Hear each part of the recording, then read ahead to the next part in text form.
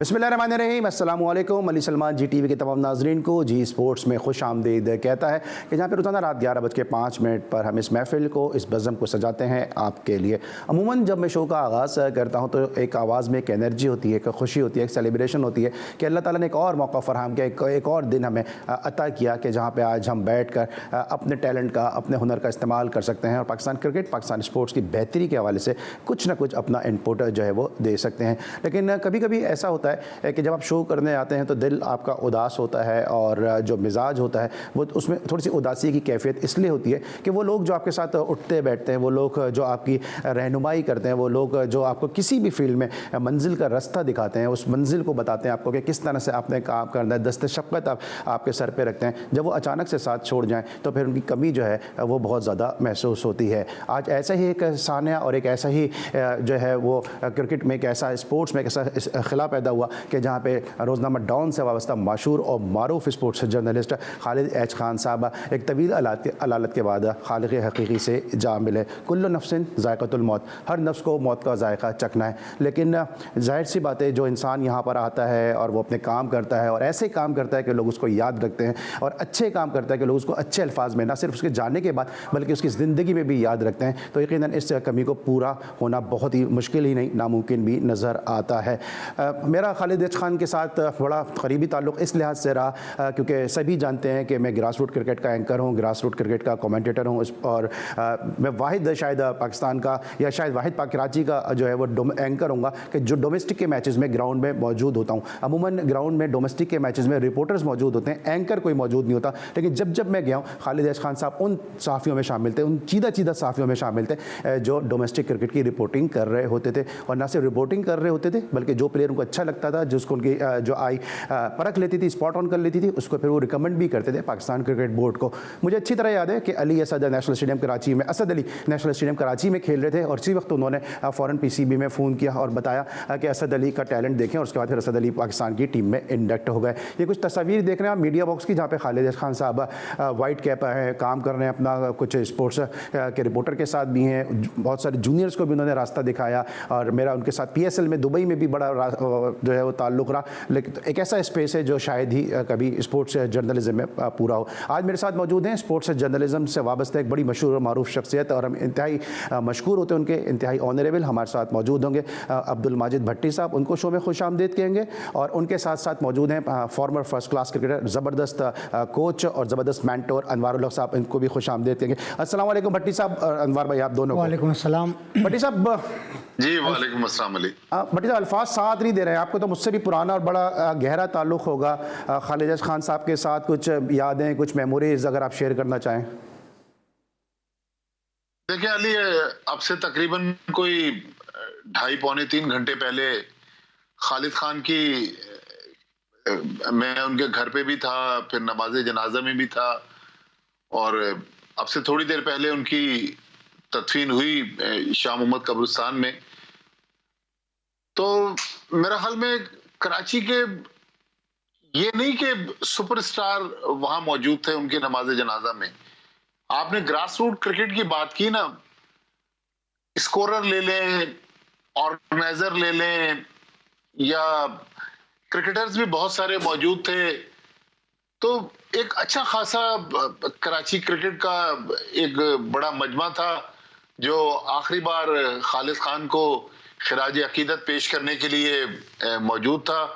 और यही देखें, खालिद खान की पॉपुलैरिटी थी और ग्रास रूट क्रिकेट में खालिद खान का जितना बड़ा रोल हमने देखा, हम खुद नहीं, मैं भी आपने देखा होगा बहुत कम जाता हूँ कायद-ए-आज़म ट्रॉफी वगैरह में या जो डोमेस्टिक मैचेस होते हैं, लेकिन खालिद खान हर मैच में, आज नहीं, मेरा उनका तकरीबन 32-34 साल पुराना साथ था। बहुत डाउन टू अर्थ, बहुत मोहब्बत करने वाले, हंसी मजाक हम उनसे बहुत करते थे।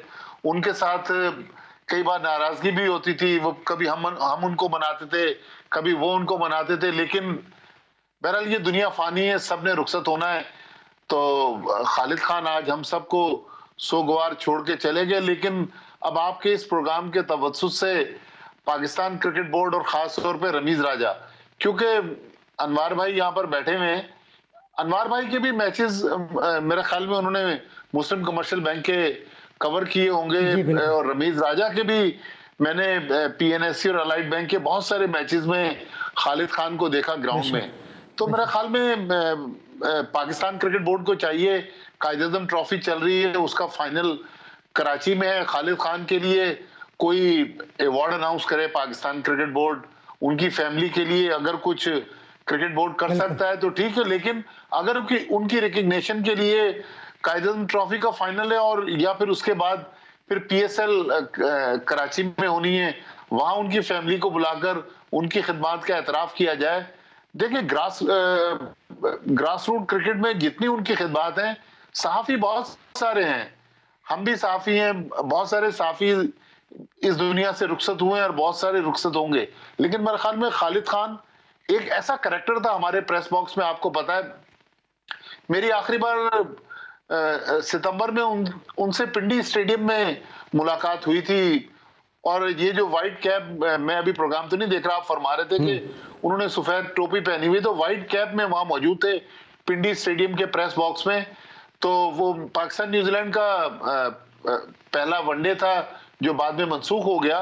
तो खालिद खान ने कहा कि अभी मिलते हैं और बहुत सारी यार तुमसे बातें करनी है, काफी दिन हुए मुलाकात नहीं हुई। उसके बाद फिर अल्लाह ताला ने जिंदगी ने इतनी मोहलत नहीं दी। अब से तकरीबन कोई 15-16 दिन पहले उनका मुझे मैसेज आया। पहले तो उन्होंने पूछा कि आप यूएई में होंगे, मैंने कहा नहीं मैं कराची में हूँ। फिर खालिद खान ने कहा कि मेरे ब्रेन पे किसी बैक्टीरिया ने अटैक किया है। उसके 2 दिन बाद ब्रेन हेमरेज हुआ, फिर वो कोमा में चले गए और आज दोपहर को खालिद की हकीकी से जा मिले। लेकिन मेरा ख्याल में जितनी खालिद खान की कराची क्रिकेट के लिए, पाकिस्तान क्रिकेट के लिए खिदमात हैं, उसके एतराफ में पाकिस्तान क्रिकेट बोर्ड को एटलीस्ट उनको ऑनर जरूर करना चाहिए। बिल्कुल, और जिस तरह भट्टी साहब फरमा रहे हैं कि अल्लाह ताला मरहूम को गरीक रहमत करें, उनको जावार रहमत में जगह दें, और जिस तरह खालिद साहब जो है वो ग्रास रूट क्रिकेट पे काम करते थे। आज मैं मैसेजेस चेक कर रहा था तो उसमें मुझे उनका एक मैसेज मिला कि न सिर्फ क्रिकेटर्स की फलाह बहबूद के लिए काम करते थे, बल्कि जो क्रिकेट से जुड़े लोग होते थे उनके लिए भी वो काम करते थे। उनका एक मैसेज मेरे पास आया हुआ था कि जो क्रिकेटर्स के साथ जो अमूमन जो मसाज वगैरह का काम करते हैं लड़के, जो ज़्यादा जो है वो वेल ऑफ नहीं होते, उनकी सपोर्ट के लिए उन्होंने मुझे मैसेज किया हुआ था कि इस बच्चे को अभी ख्याल करें, इसको थोड़ा सा अगर कहीं से आप सपोर्ट करवा सकते थे कराएं। तो ये थे खालिद खान साहब। अनवर भाई हमारे साथ मौजूद हैं। अनवर भाई, आपकी जिस तरह माजिद भट्टी साहब ने कहा कि आपकी भी क्रिकेट काफ़ी कवर की होगी, और अगर आप टैलेंट को लेकर आते थे, अगर आप यूनुस खान, शाहिद आफरीदी, आसिम कमाल, जावेद खदीर, इनको अगर आप एमसीबी में लाए तो इनकी परफॉर्मेंस अखबारों में लिख लिख के खालिद खान, माजिद भट्टी साहब जैसे लोग आपको स्पॉट ऑन किया होगा। क्या कहेंगे खालिद खान साहब के रोल के बारे में? सबसे पहले तो बड़ी दिली सदमा, मैंने अफसोस हुआ ये खबर पढ़ी तो मुझे इंतहाई अफसोस हुआ। इतना हम्बल इंसान खालिद साहब से मेरे कुछ अक्सर बेशतर में कभी क्रिकेट का मैच देखने फर्स्ट क्लास का छोड़ने के बाद जाता था तो मैं इनको हमेशा वहाँ पे पाता था। तो मैं अक्सर कहता था यार खालिद भाई आप, तो वो कहते थे यार मेरा ये शौक़ है, मैं बॉल टू बॉल सारे मैच देखता हूँ।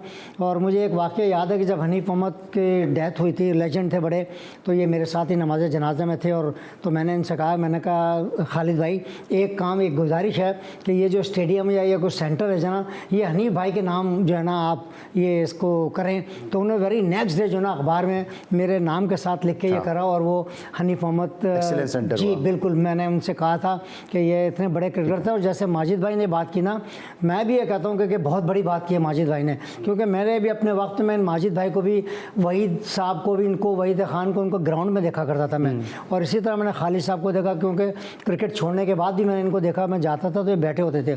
मैं पाकिस्तान क्रिकेट बोर्ड को बिल्कुल भट्टी साहब की बात को सेकंड करूंगा कि कोई ऐसा लाएमल तैयार करना चाहिए। ज़ाहिर उनकी माशाल्लाह जैसे मुझे सोर्सेज से पता चला कि 4 बेटियां हैं, तो मैं ये समझता हूं कि उनके लिए पाकिस्तान क्रिकेट बोर्ड को और तमाम ऑर्गेनाइजेशंस को मिलके उनके कुछ फलाह के लिए, उनके घर वालों के लिए कोई ऐसे इकदाम उठाएं कि उनकी माली इमानत हो सके। और सर भट्टी साहब ने भी कहा कि मुझे याद है नेशनल स्टेडियम में एक बोर्ड ऑफ ऑनर है कि जहाँ पे जर्नलिस्ट के नाम होते हैं, तो मेरी रिक्वेस्ट पाकिस्तान क्रिकेट बोर्ड से ये भी है कि खालिद खान साहब की खिदमत के हवाले से उस बोर्ड ऑफ ऑनर पे उनका नाम कुंदा होना चाहिए। और इस तरह भट्टी साहब ने बड़ी अच्छी तजवीज़ दी है कि मैं समझता हूँ PSL में चूँकि इंटरनेशनल टीम्स पाकिस्तान में होती हैं, PSL एक बड़ा जो है इवेंट होगा, और वहाँ पर हम जो है वो अपने इस हीरो को ऑनर देने के लिए, क्योंकि पूरी दुनिया की निगाहें PSL पर होती है, तो उस प्लेटफॉर्म को यूज़ करें और खालिद खान साहब की फैमिली को वहाँ बुलवाएं और फिर जो उनकी स्पोर्ट्स की खिदमत है उससे हवाले से कुछ ना कुछ जो है वो ज़रूर जो है उनकी खिदमत को, मैं ये नहीं कहूँगा कोई बेनिफिट करें, कोई फ़ंड दें, लेकिन खिदमत का एतराफ़ करें और अपने बोर्ड के शायान शान खिदमत का एतराफ़ करें कि हम अपने हीरोज़ को भूलते नहीं हैं। इस पर एक ब्रेक, और जब ब्रेक के बाद वापस आएंगे तो आपको आज की टॉप स्टोरीज़ भी दिखाएंगे और साथ साथ बात करेंगे आज क्रिकेट के मुख्तलिफ और स्पोर्ट्स के मौज़ूआत के हवाले से। मिलते हैं छोटे से ब्रेक के बाद।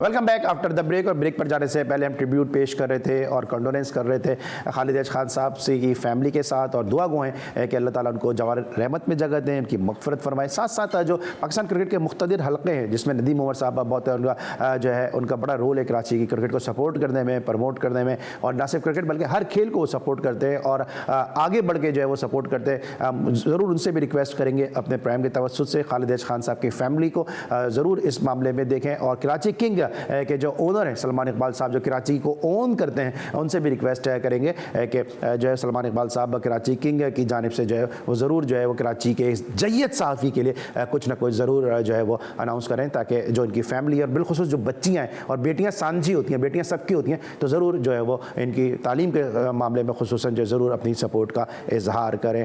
प्राइम के फॉर्मेट के मुताबिक इस पर चलते हैं टॉप स्टोरीज़ की तरफ। वज़ीर-ए-आज़म इमरान खान को खेलों के लिए शानदार खिदमात के एतराफ़ में इंटरनेशनल स्पोर्ट्स पर्सनालिटी अवार्ड देने का ऐलान। बांग्लादेश के खिलाफ टेस्ट सीरीज के लिए कौमी टेस्ट स्क्वाड चिटागांग पहुंच गया। बांग्लादेश में T20 की रिवायती पिचेस नहीं थी, लेकिन सीरीज को दिलचस्प बनाया गया। चेयरमैन PCB रमीज राजा। भारत समेत किसी और मुल्क को पाकिस्तान में कोई मसला नहीं होगा। अगर हम पाकिस्तान को अहल ना समझते तो कभी इसका इंतखाब ना करते। Chairman ICC Greg Barclay. Chairman Dubai cricket council Abdul Rahman ने पाक भारत सीरीज कराने की पेशकश कर दी। Women cricket world cup qualifier में पाकिस्तान ने थाईलैंड को 52 रन से हरा दिया। इस्लामाबाद ने आजाद जम्मू कश्मीर को नेशनल डिसेबल T20 चैंपियनशिप के दोनों मैचेस में आउट क्लास करते हुए क्वार्टर फाइनल में जगह बना ली। वर्ल्ड जूनियर हॉकी टूर्नामेंट कल से भारत के शहर भुवनेश्वर में शुरू होगा। पाकिस्तान हॉकी टीम अपना पहला मैच जर्मनी के खिलाफ खेलेगी। मॉस्को में होने वाली किक बॉक्सिंग चैंपियनशिप में पाकिस्तान के निसार अली ने कांसी का तमगा जीत लिया।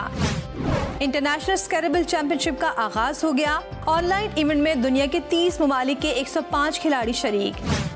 Pakistan national volleyball championship season 2 के शेड्यूल का ऐलान। चैंपियनशिप का आगाज 27 नवंबर से नश्तर स्पोर्ट्स कॉम्प्लेक्स में होगा। जी नाज़रीन, आपने आज की टॉप स्टोरीज़ देखी, और सबसे पहले हम बेस्ट विशेस का इजहार करेंगे पाकिस्तान हॉकी टीम के लिए कि जहां पे वो जूनियर हॉकी जो इवेंट खेला जा रहा है उसमें वो जर्मनी के मद्दे मुकाबिल होगी। 1979 में मंजूर जूनियर की क़यादत में पाकिस्तान ने पहली मरतबा इस इवेंट को अपने नाम किया था, और हम दुआ गो हैं कि पाकिस्तान में स्पोर्ट्स जिस तरह फ्लरिश कर रहा है इसी तरह पाकिस्तान की जूनियर हॉकी टीम भी वो माजी का जो रिवायती हमारा सुनहरा माजी है हॉकी के खेल में बिलखुसूस उसको वापस से लेकर आएँ। लेकिन साथ साथ जो ICC चीफ हैं ग्रेग बार्कले, उन्होंने कह दिया कि जनाब पाकिस्तान के में कोई सिक्योरिटी का कोई इशू नहीं है, पाकिस्तान में इंडिया भी आके खेल सकता है, कोई भी मुल्क आके खेल सकता है। तो यहाँ पे रमीज़ राजा साहब को क्रेडिट जाता है कि एक मुख्तसर से अरसे में रमीज़ राजा साहब पाकिस्तान में ना सिर्फ चैंपियंस ट्रॉफी को भी लेकर आ गए एक तवील अरसे के बाद, बल्कि साथ साथ आहिस्ता आहिस्ता बेहतरी की जानिब हमें चीज़ें नज़र आ रही हैं। यकीनी तौर पर कुछ और बेहतरी की गुंजाइश काफ़ी है, लेकिन माजिद भट्टी साहब से इस गुफ्तगू का आगाज़ करेंगे। सर, आपकी एक स्टोरी आई है जिसमें आपने लिखा है कि रमीज़ राजा साहब ने काफ़ी जो थोड़े अरसे में बड़ा कंट्रीब्यूट किया है। इस हवाले से बताइएगा कि 2025 की जो चैंपियंस ट्रॉफी है ये पाकिस्तान में आना कितना खुशाइंद है? देखिए अली, बहुत मेरा ख्याल में एक बड़ा अचीवमेंट है कि पाकिस्तान में जो हालात रहे सबके सामने हैं, लेकिन अल्हम्दुलिल्लाह हमारी सिक्योरिटी फोर्सेस ने आज मुल्क को अपनी असल डगर पर डाल दिया है। अब आप देखें ये 2022 का जो साल है ना, ये मेरा ख्याल पाकिस्तान में क्रिकेट के लिए एक बड़ा माइलस्टोन ईयर होगा कि पहले ऑस्ट्रेलिया की टीम आएगी, फिर इंग्लैंड की फुल टीम आ रही है। पहले white ball cricket 7 T20 international खेलेगी, फिर 3 टेस्ट खेलेगी, और उसके बाद न्यूजीलैंड की टीम ने पाकिस्तान आना है। तो मेरे ख्याल में कोई मसला नहीं है। अभी थोड़े दिन पहले वेस्ट इंडीज की टीम जो है खवातीन, वो कराची में 3 वनडे इंटरनेशनल खेल कर गई है। अब अगले महीने वेस्ट इंडीज की मेंस टीम T20 और वनडे खेलने आ रही है। लेकिन रमीज राजा को इसलिए क्रेडिट देना पड़ेगा, एक दो रमीज राजा ने पाकिस्तान क्रिकेट बोर्ड से कुछ गंदे अंडों को बाहर निकालने की कोशिश की। आज ही मैंने स्टोरी दी है कि कुछ दिन पहले खबर आई थी कि ग्रांट ब्रैडबर्न जो पाकिस्तान क्रिकेट बोर्ड के हाई परफॉर्मेंस सेंटर में कोचिंग के सरबराह थे, उन्होंने इस्तीफा दे दिया। लेकिन हकीकत ये नहीं थी, हकीकत ये थी कि रमीज राजा ने बुलाया ग्रांट ब्रैडबर्न को और उनको कहा कि थैंक यू वेरी मच, हमें आपकी खिदमत की जरूरत नहीं है। अभी आप कुछ दिनों बाद सुनेंगे और भी बहुत सारे लोग जो ये कहकर क्रिकेट बोर्ड से चले गए कि हमने क्रिकेट बोर्ड को खुदाफिज कह दिया और हम अपनी ताल्लुकात की बिना पर न्यूजीलैंड की टीम को पाकिस्तान ला रहे हैं, फलां टीम आ रही है, फलां टीम आ रही है। तो उन लोगों के लिए जो अब पाकिस्तान क्रिकेट के सिस्टम में नहीं है, देखें अल्लाह ताला को भी जो तकब्बुर है वो पसंद नहीं है। पाकिस्तान की क्रिकेट जो है वो मेरे ख्याल में, अगर मैं अली गलत नहीं कर रहा तो 54 में पाकिस्तान को टेस्ट स्टेटस मिला था या 52 में मिला था, 52 और आज देख 52 में। तो आज हम 2021 में खड़े में, पाकिस्तान ने सारी बड़ी टीमों को होस्ट किया, पाकिस्तान ने 2 वर्ल्ड कप करवाए, एशिया कप करवाया, बहुत सारी इंटरनेशनल टूर्नामेंट्स करवाए। तो ये किसी इंडिविजुअल के बलबूते के ऊपर पाकिस्तान नहीं है, लेकिन कुछ इंडिविजुअल पाकिस्तान आए थे जिनको गलत लाया गया। और पिछले दिनों रमीज राजा ने, जिस दिन चैंपियंस ट्रॉफी की मेजबानी पाकिस्तान को मिली थी, रमीज राजा ने बरमला इस बात का इजहार किया कि पिछले 3 सालों में पाकिस्तान क्रिकेट को ये लोग जितना नुकसान पहुंचा कर गए हैं वो नाकाबिले तलाफी नुकसान है। जिस मुल्क में पिछले 3 साल से अली क्लब क्रिकेट ना हुई हो तो इससे बुरा वक्त तो नहीं आ सकता। ठीक है। और भट्टी साहब, जिस तरह आप आवाज उठाते रहे अपने कॉलम्स में, अपनी न्यूज में, इस तरह अपने शोज में हम लोग आवाज उठाते रहे, और पाकिस्तान क्रिकेट बोर्ड ने एक और जो मैं समझता हूं कि एक बुरा इंजेक्ट करके गए, वो ये करके गए कि सहाफियों को आपस में अच्छा और बुरे सहाफी की जो तखसीस करके गए कि जो सहाफी इनके हक में बोले, जो यूट्यूबर इनके हक में बोले, वो तो अच्छा सहाफी है, और जो इन गलतियों की निशानदेही करे वो उनके नजदीक बुरा सहाफी था। और रमीज राजा साहब की एक और खास बात जो भी भट्टी साहब ने बात की कि एक तो वो काम कर रहे हैं, दूसरे उन्होंने कभी ये नहीं कहा कि मैं ये कर रहा हूं या मैं अपने ताल्लुकात इस्तेमाल कर रहा हूं, उन्होंने ये कहा कि मैं हूं या ना हूं, मेरे पास जो आएगा उसको भी काम करना पड़ेगा, सिस्टम चलना चाहिए। क्या कहेंगे आप ऐसे क्रिकेटर, चैंपियंस ट्रॉफी का पाकिस्तान आना? क्योंकि मुझे याद है जब 1987 का वर्ल्ड कप पाकिस्तान में हुआ था, उसके बाद क्रिकेट बहुत प्रमोट हुई थी। 92 का वर्ल्ड कप पाकिस्तान जीता तो एक ऐसी जनरेशन थी जो क्रिकेट से, इमरान खान से, वसीम अख्तर से, इंजमाम से, मियादाद से इंस्पायर होकर क्रिकेट में आई। कितना खुशाइंद है ये पाकिस्तान में आना? देखिए, ये तो बहुत खुशाइंद है, मैं कहता हूँ कि बहुत ज़्यादा खुशाइंद है।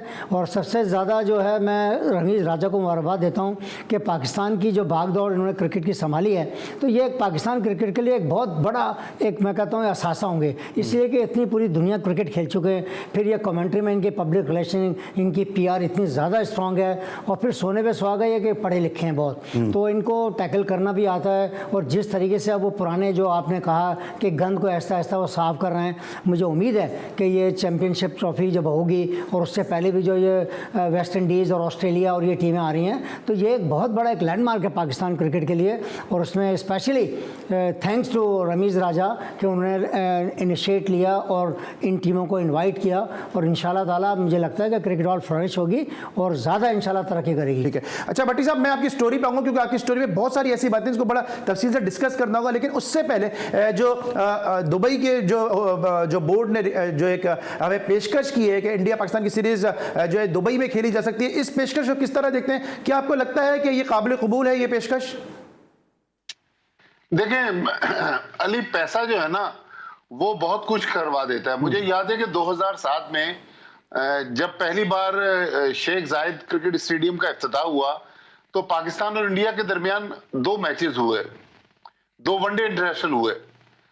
पाकिस्तान और इंडिया के हर प्लेयर को सिर्फ उन मैचेस में शिरकत करने के लिए 10-10 हज़ार डॉलर दिए गए अबू धाबी के जो मुंतजमीन थे उनकी तरफ से। और 7 स्टार होटल जो अबू धाबी का है उसमें दोनों टीमों को ठहराया गया। तो मेरा ख्याल में पिछले दिनों जिस दिन रमीज राजा से हम वर्चुअल प्रेस कॉन्फ्रेंस में बात कर रहे थे तो मैंने पाकिस्तान इंडिया की क्रिकेट सीरीज की रिवाइवल पर बात की। तो उन्होंने कहा कि देखें, बायलैटरल सीरीज का तो जो इस वक्त दोनों मुल्कों के सियासी मामलात हैं, सवाल मुश्किल नजर आ रहा है। लेकिन रमीज राजा ने यह जरूर कहा कि हो सकता है कि हम किसी सह फरीकी या 4 कौमी टूर्नामेंट में एक साथ आपको नजर आए। तो मेरा ख्याल है आज जब मैंने ये अब्दुल रहमान फलकनाज का बयान पढ़ा दुबई के अखबार में, तो मुझे लगा कि हो सकता है कि दुबई कोई ऐसा टूर्नामेंट होस्ट करने जा रहा है जिसमें दोनों मुल्क मौजूद होंगे। देखें 2023 में अली पाकिस्तान ने एशिया कप की मेजबानी करनी है। अगर इंडिया पाकिस्तान आता है तो फिर पाकिस्तान को भी 2023 का वर्ल्ड कप खेलने इंडिया जाना है। तो देखिए ये तो इस हाथ दो इस हाथ लो, तो बायलैटरल सीरीज तो चले दोनों मुल्कों के दरमियान नहीं हो रही, लेकिन आईसीसी इवेंट में दोनों मुल्क मिलते हैं। 2018 में जो एशिया कप इंडिया के मेजबानी में यूएई में हुआ, मुझे उम्मीद है कि चैंपियंस ट्रॉफी तो 2025 में होगी। चैंपियंस ट्रॉफी से पहले 2023 में इंडिया की टीम एशिया कप खेलने पाकिस्तान आएगी। और ये जो आपने बात की अब्दुल रहमान फलकनाज की, तो मुझे लगता है कि शायद कोई ऐसा अंदरूने खाना मामलात चल रहे हैं कि दुबई क्रिकेट स्टेडियम कोई ऐसा टूर्नामेंट होस्ट कर ले जिसमें पाकिस्तान, इंडिया, श्रीलंका, बांग्लादेश और अफगानिस्तान हो। मिनी एशिया कप टाइप का टूर्नामेंट करा लें। आप देखें कि अभी पाकिस्तान अफगानिस्तान का जो मैच हुआ था दुबई स्टेडियम में, तो दरवाजे तोड़ दिए लोगों ने, इतना ज्यादा रश था। तो पावर तो है एशियन टीमों में, अब इसको किस तरह मुंतजमीन कैश करवाते हैं, मेरे ख्याल में न्यूट्रल वेन्यू पर खेलने में इंडिया को भी एतराज नहीं होगा। ठीक है। और जिस तरह से आप बात कर रहे हैं, आपकी प्रेस कॉन्फ्रेंस में आपका क्वेश्चन भी मैंने सुना था और उसमें ज्यादा फोकस लगा कि रमीज भाई बायलैटरल सीरीज से ज्यादा ट्राई नेशन या फोर नेशन सीरीज पे ज्यादा फोकस कर रहे हैं, क्योंकि उन्होंने ये भी कहा कि अगला जो आने वाला जो आइंदा मुस्तकबिल है वो इन्हीं ट्राई नेशन या फोर नेशन सीरीज पे। तो आपको लगता है कि आगे जो पाकिस्तान जितनी भी सीरीज खेलेगा उसमें ट्राई नेशन या फोर नेशन सीरीज ज्यादा होंगी? देखिए अली, इस वक्त जो पाकिस्तान और इंडिया के सियासी मामलात हैं, तो दो तरफा सीरीज जो जिसको हम बायलैटरल सीरीज कहते हैं, उसका तो मुझे दूर दूर तक कहीं नामो निशान नजर नहीं आ रहा। हाँ, न्यूट्रल वेन्यू पर अगर पाकिस्तान क्रिकेट बोर्ड को पैसा मिले, इंडिया को पैसा मिले, या दोनों ज्वाइंट होस्ट हों, दुबई के साथ मिलके करवा लें, या दुबई वहां पर टूर्नामेंट करवा ले, दोनों टीमों को अपीयरेंस मनी दे दे, और इंडिया पाकिस्तान के अगर डबल लीग पे टूर्नामेंट करवा दिया जाए दुबई में, और टीवी राइट से जितना पैसा मिलेगा, तमाशाई आएंगे, स्पॉन्सरशिप आएगी, मेरा ख्याल पाकिस्तान इंडिया के पास तो बहुत पैसा है। पाकिस्तान क्रिकेट बोर्ड भी माशाल्लाह वेल ऑफ है, पाकिस्तान क्रिकेट के पास भी खजाने में अच्छे खासे पैसे आ जाएंगे। अच्छा, आप बात करें इंडिया पाकिस्तान सीरीज की, तो हमारे साथ जो साथ बैठे हुए हैं, इन्होंने इंडिया के खिलाफ मैच खेला हुआ, आपने साइड मैच खेला हुआ है, कैसा क्या माहौल होता है इंडिया के साथ खेलते हैं? असल में बात है कि वो सर कुछ कह रहे हैं आप? जी, मैं ये कह रहा हूँ कि 79 में न्याज स्टेडियम हैदराबाद में वो मैच हुआ था। इत्तेफाक से मैं भी उस वक्त कॉलेज में पढ़ता था, वो मैच देखने गया। मुझे याद है मोहसिन हसन खान ने सेंचुरी बनाई थी और अनवार भाई शायद 5वें या 6ठे नंबर पर आए थे। इन्होंने 25 रन बनाए थे, लेकिन बड़े अपने स्टाइल से और अपने बैटिंग के अंदाज से बड़े तगड़े बैट्समैन नजर आए उसमें। तगड़े बैट्समैन थे, मैं तो देखा इनको, मैं तो बहुत आखिरी उम्र में देखा है, लेकिन उसमें भी बड़े तगड़े बैट्समैन थे। जी अनवर भाई, असल में बात यह है कि बस गुड लक टू एवरीवन। वो मोहसिन ने यकीनन वहाँ 100 किए थे, तो वो एक होता है, चांस होता है। मुझे असल में इन चीज़ों का मुझे कोई रिग्रेट नहीं है लाइफ में, जो मैंने किया अल्लाह ताला ने, बहरहाल मेरे बहुत ज़्यादा तो नहीं। फीलिंग में पूछो, इंडिया के खिलाफ खेलते हैं क्या फीलिंग? तो डेफिनेटली एक जज्बा होता है, एक जोश होता है कि यार एक तो इतने अरसे के बाद पाकिस्तान, इंडिया की टीम पाकिस्तान आई थी, तो वो एक अलग ही एक जज्बा था, एक जुनून था। और फिर इमरान खान जैसे लीडर के सामने ये पाकिस्तान कितना था, क्राउड तो बहुत था। मैंने आप ये सोचेंगे कि इन 3 डे मैचेस के अंदर भी जो ना फुल पैक क्राउड था। मैंने भट्टी साहब, ये दूसरे जर्नलिस्ट यहाँ से, मुझे याद है कमर साहब भी वो मैच को कवर कर रहे थे। तो वो तो एक अलग ही, एक पहली दफ़ा आए थे और अरसों के बाद आए थे, तो एक वो अलग ही शान थी और एक उसका एक वलवला था। तो बहरहाल वो एक क्रिकेट का एक हिस्सा है। Mohsin is a very good player, उसने वहाँ पे 100 किए थे, वो भी टेस्ट नहीं खेले थे, हम लोग ट्राई थे, तो वो he batted very well, scored century. तो उसमें तो चलता रहता है ज़िंदगी में, सब होता है। भट्टी साहब, आप बात करते हैं इंडिया पाकिस्तान के ताल्लुकात के हवाले से, गंगोली और उस तरफ है, रमीज राजा साहब इस तरफ है। अभी आप जब गुफ्तगू कर रहे थे, मुझे याद आया आखिरी 3 इनिंग में जो रमीज भाई आउट हुए, उन 3 इनिंग में कहीं ना कहीं गंगोली का बड़ा हाथ रहा है। या तो उन्होंने उनको कैच आउट कर, या तो उन्होंने उनका कैच लिया है, या सबा करीम का तो कैच आउट कराया है, या बोल्ड किया है। तो आखिरी 3 इनिंग में गंगोली का बड़ा हाथ रहा है, और इससे अंदाजा होता है कि रमीज भाई की बड़ी दोस्ती है शाहरुख गंगोली के साथ। तो उम्मीद है कि आगे चल के दोस्ती जो है वो जरा काम भी आएगी। इसलिए लेके ब्रेक, जब ब्रेक के बाद वापस आएंगे तो फिर भट्टी साहब की और स्टोरीज के हवाले से बात करेंगे, खासतौर से डोमेस्टिक क्रिकेट के हवाले से इनकी बड़ी एक इनसाइड स्टोरी आई है, उस पर गुफ्तगू करेंगे। मिलते हैं एक छोटे से ब्रेक के बाद।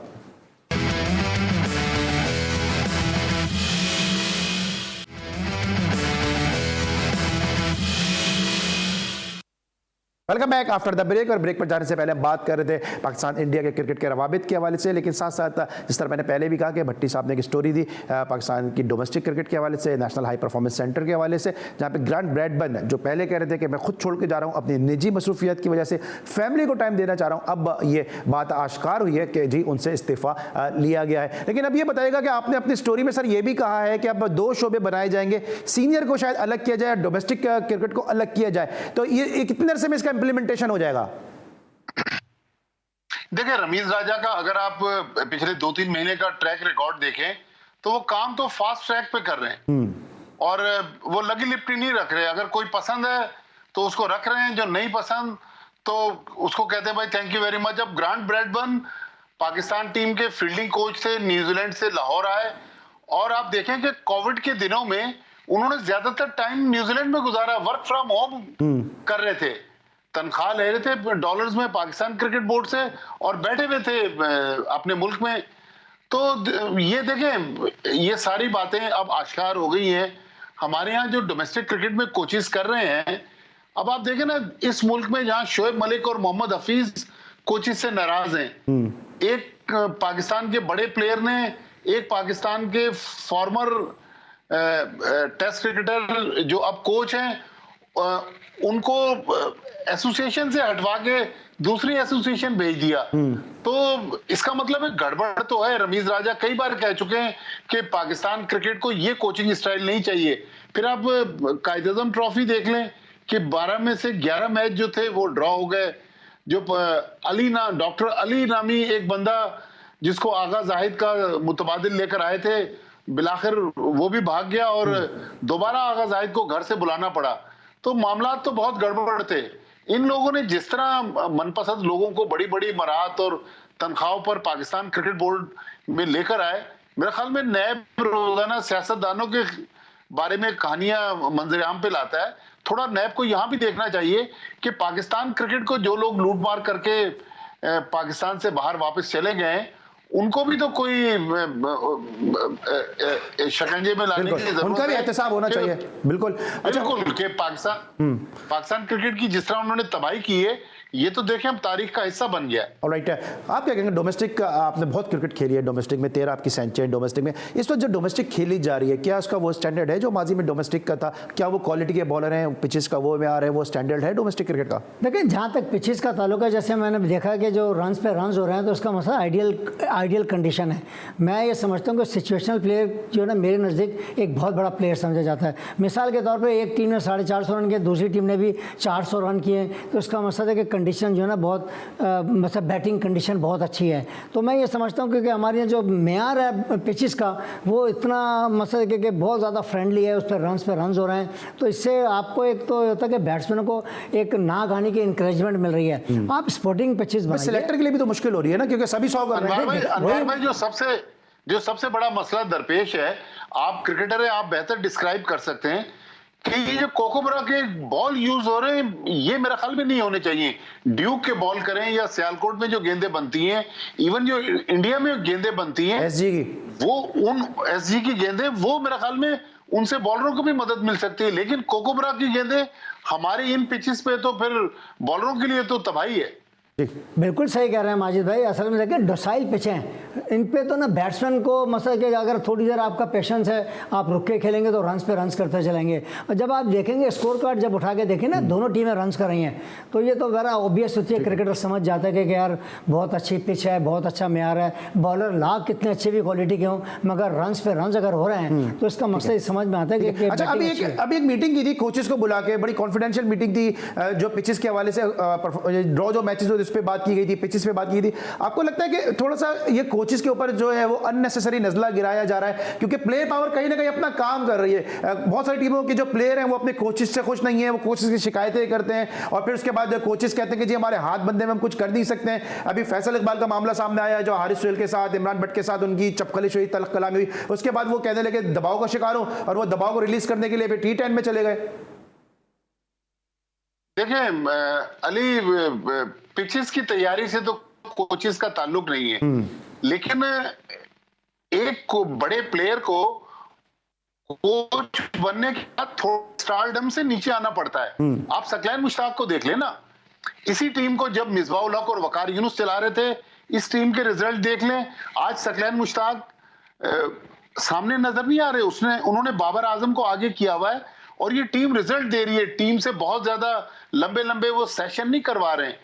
हाँ, जो कोचेस का काम है, सकलैन मुश्ताक इंग्लैंड की टीम के साथ रहे, न्यूजीलैंड की टीम के साथ रहे, वेस्ट इंडीज की टीम के साथ रहे, बांग्लादेश की टीम के साथ रहे, तो कोच बनने के लिए फॉर्मर टेस्ट क्रिकेटर्स को थोड़ा सा नीचे आना पड़ता है। कोच को अपनी सोच बदलनी होगी। छोटे प्लेयर नहीं, बिल्कुल। तो जो जिस मीटिंग की आप बात कर रहे हैं ना, उस मीटिंग में सिंध के कोच जिस तरह बासित अली हैं, उनसे ये पूछा गया कि भाई आपने 7वें नंबर पर मोहम्मद हसन जो विकेट कीपर थे उनसे सेंचुरी करवा दी, तो सिंध की टीम को उससे क्या फायदा मिला? आप बड़े बड़े स्कोर बनवा रहे हैं। तो उन्होंने बेसिकली कहा कि भाई आप पॉइंट्स के लिए जाएं, आप रिजल्ट के लिए जाएं। आप अगर कोई 500 बना रहा है तो आप 600 बना रहे हैं। पाकिस्तान क्रिकेट को क्या फायदा मिल रहा है? तो अगर आप गोरा कोच देख लें तो गोरे कोचेस की मेंटेलिटी बिल्कुल डिफरेंट है। अब अतीकुज़्ज़मा को नेशनल हाई परफॉर्मेंस सेंटर में लेकर आ गए। अतीकुज़्ज़मा 2 महीने से इंग्लैंड में बैठे हुए हैं। इससे पहले मोहम्मद जाहिद नौकरी छोड़ के चले गए। असर मलिक साहब जिन्होंने मलाला से शादी की है, वो भी काफी महीनों से नहीं है, वो जनरल मैनेजर है नेशनल हाई परफॉर्मेंस सेंटर में। तो हाई परफॉर्मेंस सेंटर की मेरे ख्याल में ओवरऑल ओवरहॉलिंग करने की जरूरत है। अच्छा सर, आपने वक्त बड़ा महदूद है। आपने ये भी कहा कि नामसाइद हालात में नदीम खान साहब ने डोमेस्टिक क्रिकेट को चलाया है, उस पर उनको सराहा भी गया, लेकिन इत्तलात ये आ रही है कि नदीम खान साहब की कुर्सी भी खतरे में और डायरेक्टर हाई परफॉर्मेंस सेंटर के लिए भी कुछ और लोग जो हैं वो अब ज़ाहिर गौर हैं। देखिए, अगर नदीम खान का काम ठीक नहीं होगा तो हो सकता है कि रमीज राजा उनको भी हटा दें, लेकिन मेरी इत्तलात है कि शायद नदीम खान जो थे वो इतने जिम्मेदार नहीं थे। नदीम खान को तो सामने एक मोहरे के तौर पर इस्तेमाल किया गया। पीछे से दूसरे लोग थे जो पाकिस्तान क्रिकेट के मामलात में कजाफी स्टेडियम से चला रहे थे, वही लोगों को भर्तियां कर रहे थे। अब देखें ना, इस वक्त नेशनल हाई परफॉर्मेंस सेंटर में कौन है सिवाय मोहम्मद यूसुफ के? कोई कोच विमेंस टीम के साथ लगा हुआ है, कोई अंडर 19 टीम के साथ लगा हुआ है। लेकिन अली, आपके इस प्रोग्राम का फायदा उठाते हुए मेरे ख्याल में पाकिस्तान क्रिकेट बोर्ड को विमेंस क्रिकेट के मामलात पर भी तवज्जो देने की जरूरत है। फिर हम अंडर 19 लेवल पर भी हमारी परफॉर्मेंसेस तो अच्छी हैं, लेकिन फिर वो लड़कों का जो फॉलो अप है वो नहीं लिया जाता। मुझे मैं विमेंस पर आता हूं लास्ट में, 1 मिनट में जरा अनवर भी से पूछ लूं, फिर मैं विमेंस आपसे एक लास्ट क्वेश्चन जरूर करूंगा। अनवर भाई, ये जो बात कर रहे हैं कि आपको लगता है डोमेस्टिक क्रिकेट जो स्ट्रक्चर है, जो अभी नया के सेटअप है, उससे आप मुतमईन है कि पाकिस्तान को इससे टैलेंट मिलेगा? देखिए, बात है कि मैं इससे थोड़ा सा डिसएग्री यूँ करूँगा कि जो डिपार्टमेंटल टीमों का मैं हमेशा फेवर में रहा हूँ। देखें, बात है कि पहले डिपार्टमेंट की जो टीम होती थी उसमें एक टीम में कम से कम 20 से 25 लोग एम्प्लॉय हो जाते थे। तो इतने सारे डिपार्टमेंट थे, एक तो लोगों को रोज़गार मिला था, और फिर जब डिपार्टमेंट से लड़का जब खेलता है ना तो वो अपनी मैक्सिमम एफर्ट्स करता है। उसके उसके पीछे वो होते हैं, एक तो वो अपनी परफॉर्मेंस के लिए खेलता है कि मुझे पाकिस्तान खेलना है, दूसरा उस डिपार्टमेंट से उसे तरक्की के चांसेस भी होते हैं। और मैंने पहले भी कहा था कि उसी डिपार्टमेंट की अंडर 19 की भी टीम होनी चाहिए। उसमें क्या होता है कि आपके पास एक बैकअप प्लान भी तैयार हो जाता है कि वहां से लड़का रन करेगा, परफॉर्मेंस देगा, वो अपनी ए टीम में आ जाएगा। ठीक है, विमेंस क्रिकेट की आपने बात की, तो सर जो बड़ा मसला आ रहा है विमेंस क्रिकेट का, डॉट बॉल्स आ रहा है। आज थाईलैंड के खिलाफ भी पाकिस्तान की women's team match 145 run score करने में कामयाब हुई, और यहां भी जो थी जवेरिया खान ने 90 बॉलों पे 38 रन की इनिंग खेली। अब बहुत सारे लोग नाराज हो जाते हैं अगर मैं कायनात इम्तियाज का जिक्र करता हूं कि विमेंस में वेस्ट इंडीज के खिलाफ उन्होंने 60 बॉलों पे 25 रन की इनिंग खेली। तो डॉट बॉल जो है वो बड़ा मसला है। देखिए अली, डॉट बॉल तो पाकिस्तान टीम का भी मसला है। अगर आप देखें तो वहां भी डॉट बॉल बहुत खेलते हैं, लेकिन हमें नहीं पता कि मैंने चूंकि टीवी पर मैंने तो बहुत सारे चैनल सर्च किए, यहाँ तो मैचेस आ नहीं रहे। हमें नहीं पता किस सर्कमस्टेंसेस में ये डॉट बॉलें खेली गई हैं। हो सकता है कि कंडीशन खराब हो, अगर पाकिस्तान ने 145 बनाए, जितनी भी कंडीशन खराब हो, थाईलैंड से मैच था पाकिस्तान का, पता नहीं, हो सकता है कि थाईलैंड का स्टैंडर्ड अच्छा हो, लेकिन ओवरऑल पाकिस्तान विमेंस क्रिकेट पे जितना पाकिस्तान क्रिकेट बोर्ड ने पैसा लगाया है, फॉरेन कोचेस लेकर आए, बड़े बड़े उनको बारात दी गई, सेंट्रल कॉन्ट्रैक्ट लेकर आए, मेरे ख्याल में नताइज इतने नहीं है। ये तब्दीली जो है ये मेरे ख्याल में अब चीफ सेलेक्टर को भी तब्दील करना पड़ेगा। अब चीफ सेलेक्टर जो बार बार जाके कमेंट्री किया करती थी वो कहाँ है अब? ठीक है, ऑलराइट। अच्छा, अब ज़रा हॉकी पे आ जाते हैं। हॉकी में कल पाकिस्तान का मैच है जूनियर, उसमें जूनियर टीम का मैच है हॉकी वर्ल्ड कप में जर्मनी के साथ। उसके लिए क्या कहेंगे, क्योंकि 79 में पाकिस्तान ने आखिरी मरतबा मंजूर जूनियर की क़यादत में इवेंट जीता था। देखिए अली, जो 79 की टीम थी मंजूर जूनियर की, उस वक्त मैं कॉलेज में पढ़ता था, मुझे याद है मंजूर जूनियर की कप्तानी में गालिबन स्पेन में जो टूर्नामेंट हुआ था, वो जो पाकिस्तान ने जूनियर वर्ल्ड कप जीता, उसके सारे के सारे प्लेयर बाद में पाकिस्तान टीम में आए। इवन जो पाकिस्तान ने 84 को लॉस एंजलिस ओलंपिक्स जीता, उसके कप्तान भी मंजूर जूनियर थे। तो देखिए, हॉकी पाकिस्तान में मेरे ख्याल में हॉकी पे बहुत ज्यादा काम करने की जरूरत है, क्योंकि क्रिकेट बोर्ड के पास पैसा ज्यादा है। तो अगर प्राइम मिनिस्टर साहब चाहें, वो हॉकी फेडरेशन की भी पैटर्न है, तो हॉकी फेडरेशन को क्रिकेट बोर्ड के अंडर में दे दें, या रमीज राजा से कहें कि आप हॉकी को भी थोड़ा सा देखें कि वहाँ जो एडमिनिस्ट्रेटिव मामलात हैं वो बहुत खराब है। हम बड़े बड़े टूर्नामेंट्स में तो जा रहे हैं, लेकिन हमारे पास ग्रास रूट पे हॉकी हो ही नहीं रही ना। सही है, ठीक है। क्या कहेंगे आप हॉकी के हवाले से, क्योंकि आप डिपार्टमेंट को भी रन करते हैं, स्पोर्ट्स डिपार्टमेंट को, हॉकी क्या नजर आ रही है? देखिए, बिल्कुल आप ठीक कह रहे हैं कि जिस तरीके से जवाल पजीर है ना हमारी हॉकी, इसमें एक जो माजिद भाई ने बात की है, एक अच्छे, जैसे आपने नूर खान साहब को देखा, हॉकी प्लेयर नहीं थे, मगर पाकिस्तान की हॉकी कहाँ से कहाँ थी, क्योंकि हमारी एडमिनिस्ट्रेटिवली भी जो ना बहुत वीक है।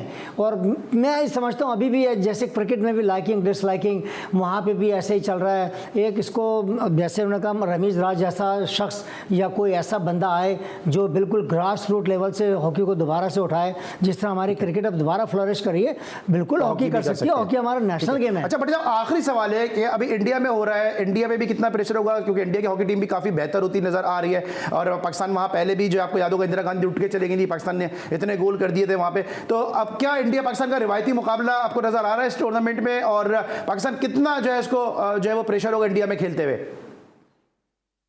देखिए अली, प्रेशर तो मेरे ख्याल में, मैंने 96 में एक टूर्नामेंट मैं और वहीद खान गए थे, चैंपियंस ट्रॉफी हमने मद्रास में कवर की थी, पाकिस्तान फाइनल हारा था हॉलैंड से।